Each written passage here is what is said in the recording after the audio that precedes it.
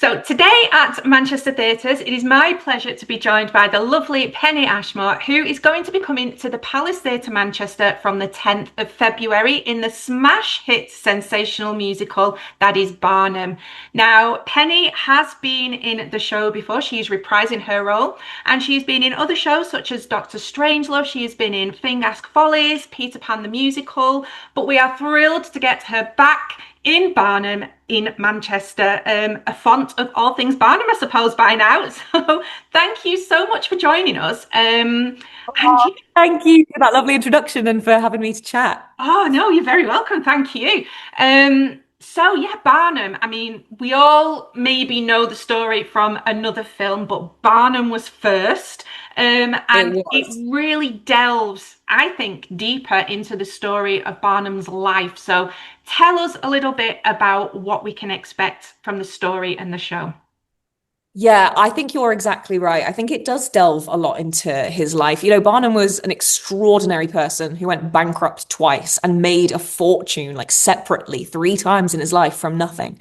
So this is a person who is used to massive highs and lows. And the show isn't completely historically accurate, but it's a lot about that. Barnum himself calls himself the Prince of Humbug. He is the Prince of lying and showmanship. And he's presenting, and we are presenting, a version of his life that's showing all of these highs and lows, but obviously through the glint of the circus. I mean, I'm playing Jenny Lind, who was a very much real and sensational singer. And the version of her in this show isn't 100% accurate to who she was, but it is this elevated showmanship version of a woman who was the most well-paid singer of her day. She was a muse to many, many artists and writers, and extremely charitable, although that doesn't make it into the show. But, we are showing a story that is complex and real and also exaggerated. So it's based in fact. But, we're inviting everyone in a cheeky way into the circus and into the lie to buy into it all. Absolutely. And I think you get to see in Barnum as well a little bit more of, like you've said, the gift of the gab, the humbug that he had, but you Mm. see so much. I mean, he was a politician as well, wasn't he? It's like, Exactly. We're seeing him move through the different phases of his life where he's in the circus and then he's in politics and then he goes back to the circus. And, it is that gift of the gab. It's all about what he can sell. And he tells you at the start of the show, it's what he can sell, what he can convince you to enjoy, and everything he uses at his disposal. And I think what we've done with this Actor Muso production is do that. We're using everything at our disposal, every instrument, every trick, every skill. It's all gone in order to sell, just like Barnum did, to sell, the story. And the result, I think, is absolutely extravagant. It's fantastic. yeah, and people go in wanting to buy as well. The show's selling, but as an audience, you want to buy into that, you do. Um, and Yeah. as you've said, you are playing Jenny Lind. So tell us what we need to know about this version of her. Who is she and why I'm guessing you love her so much. Oh, I do. I love her, and I love that her story is still being told. Like I said, this is not a fully accurate version of Jenny Lind. We're seeing her in a romanticized way where maybe she's perhaps a slight villain in this story. And I think in real life, she was actually a very savvy businesswoman, an incredibly charitable person, and she generated a kind of crazy mania. They used to call it Lind mania, where people in America would auction just to get a ticket to one of her performances. It's equivalent to like Taylor Swift coming Yeah. around. Right? Jenny Lind generated this crazy, crazy thing, and that was partly Barnum's marketing. But she really was an exceptional person, and the more I find out about all of the different men who've fallen in love with her during her during her short career, she was a favorite of Hans Christian Andersen and of Mendelssohn, the classical writer. So she appears everywhere, and it's amazing that I get to tell her story. Especially she actually is buried in Malvern, which is where I'm from. So it's a great honor to play her. A lot of pressure because she has such a renowned reputation as the Swedish Nightingale. But no, I think it's a great joy. Although this version of her is definitely a bit more villainous and cheeky than the real Jenny Lind. But it's showbiz, and it's through Yeah. Barnum's eyes. So I understand that this is a different version, and hopefully one that people will get to enjoy. And it's continuing her legacy as this absolutely great big name and a star. She was a star. So I'm trying to live up to that. What a part to play, though, right? It's like, oh, go on then. If you have to fall in love with me, if I have to play that part. Oh, and I tell you, I'm being costumed by Lee Mead and our amazing costume team, and they are making me and all of us look absolutely fantastic. We're living in this world that's between circus and Victoria, the 1850s. So it's just a glorious era to get to look at, I think. And you've got this just insane blend of musical theatre and circus. And so, for people who haven't seen the show or don't really know what it's about, this is full tricks and circus skills and everything that's in there, isn't there?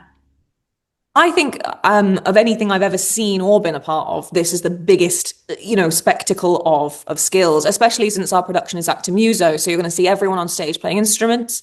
My version of Jenny Lind plays the harp. That's not true of her in real life, but we've integrated that into her character. And so as well as seeing instruments, you're seeing aerialists, you're seeing acrobats. It's beautiful music, and I think it's a wonderful musical on its own. But this version is so elevated, especially when you think of Come Follow the Band and everyone on stage has an instrument and you're really following the band. It's absolutely exhilarating. And have you ever been tempted to try any of the circus skills? Oh, we're all trying each other's skills. We're all picking up instruments we've never picked up. We're all, I might be doing a little bit of flying, which I've not done before. Wow. We're all, with a very short rehearsal period, we're jumping in and we're throwing in literally every skill we either already have or can learn in that period of time. Although I will say what some of those circus performers will do, I could never dream of. It's absolutely, it's athleticism at its finest, but we're using it as storytelling. And I've got two wonderful aerialists performing with me in my solo, and I feel honored to share the stage with them.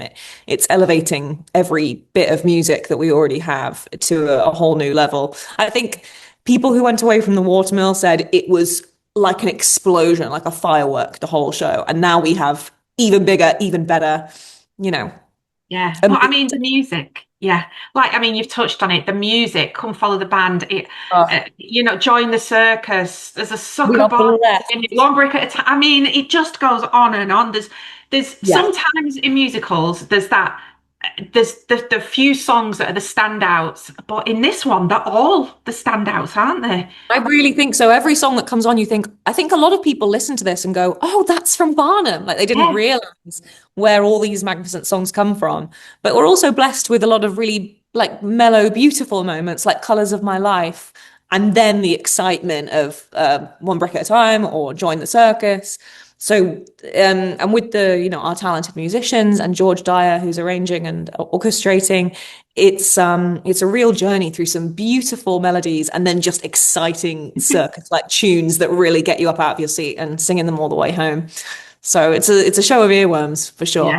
Yeah, definitely. And you've mentioned, all the different skills. Obviously you've got your musical theatre performers, you've got the circus, skilled people, you've got all these musicians, because it's kind of like a blend of all these different things. Have rehearsals for you looked different to they would for any other show?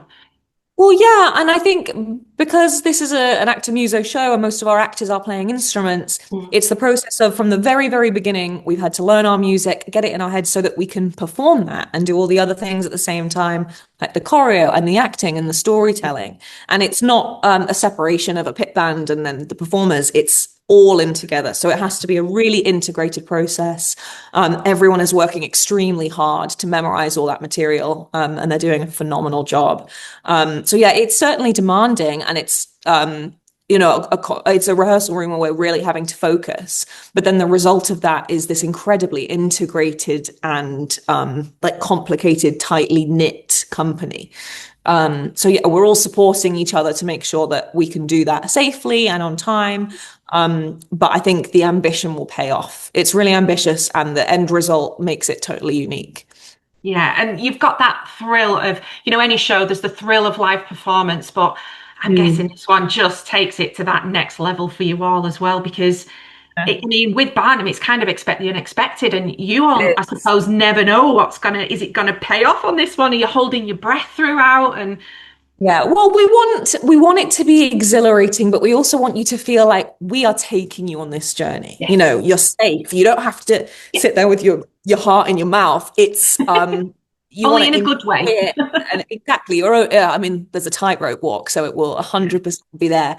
But it's exhilarating, but we want you to trust us to tell you that story and to have that experience. And it's a short show and it goes about like a firework, and you will leave thinking like, whoa, there was this moment and this moment and this moment. And yeah, we're making sure that we're setting ourselves up to begin and be ready. And like you said, not just having to hold our breath or we'd never get all the way through.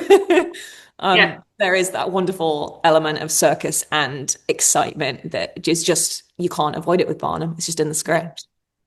So you've previously played Jenny, and then obviously you go away, you do other things, you come back. When you're coming back to it now, first of all, what was that pull that made you come back? But do you kind of pick up where you left off, or do you look at it afresh as if you've not done it before?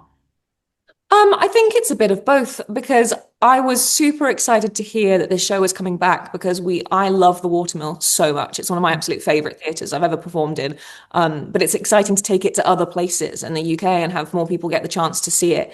So I really wanted to take that opportunity to bring the show and to bring Jenny to more audiences and to more places.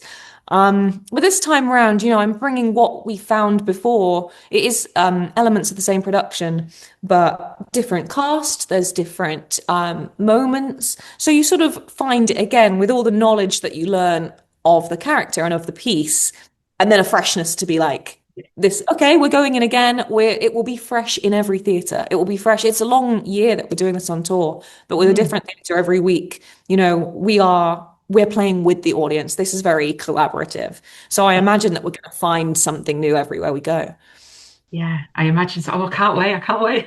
And It's finally, a P.T. great show. Barnum. Yeah, well, I mean, even just hearing you talk about it, it's like I've seen it before and I'm remembering like little bits, but I know it's going to be, its own show. It's not going to be what I've seen before. So, yeah, I'm excited.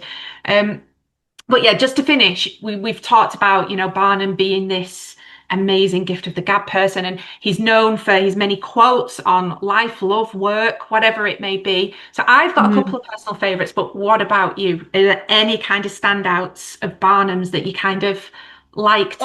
Oh, that's very tough because you're right. He says a lot of wonderful things. I love the whole song, The Prince of Humbug. I love that he calls Yeah, himself the Prince of Humbug yeah, because he knows full well that what he has is the way he presents things. yeah. Um, but I think actually, in a slightly different sense, there's a lyric that Charity has in this show in Colors of My Life, where she says, she's describing the colors of her life, and she says, the crystal of a raindrop is all I'll ever need. And it's this, Mm. she's the most grounded character where Barnum is obsessed with reds and golds and Kelly green, cherry red, he says. And then Charity's like, no, just the crystal of a raindrop, the hazel of a seed, the earthy colors in the world around us, that's all I'll ever need. And I think that is a simple lyric that is so beautiful and sums up this sort of the grounded versus the extravagant that the show is all about. So that lyric always sticks out to me. I think it's really beautiful. Yeah, it is. It's a really lovely one, that. Well, thank you so much for taking the time to chat with me today. I cannot wait for this show to come. So as we've said, you can catch it from the 10th of February at the Palace Theatre Manchester. There's barely any tickets left. It is selling Yeah. so well. It's so popular, isn't it? So grab them now If while you you want to catch can. tickets, get them now. Don't delay. They're selling out super fast. And we're all around the whole of the UK throughout 2026. But yeah, if you're looking for Manchester, get in there now.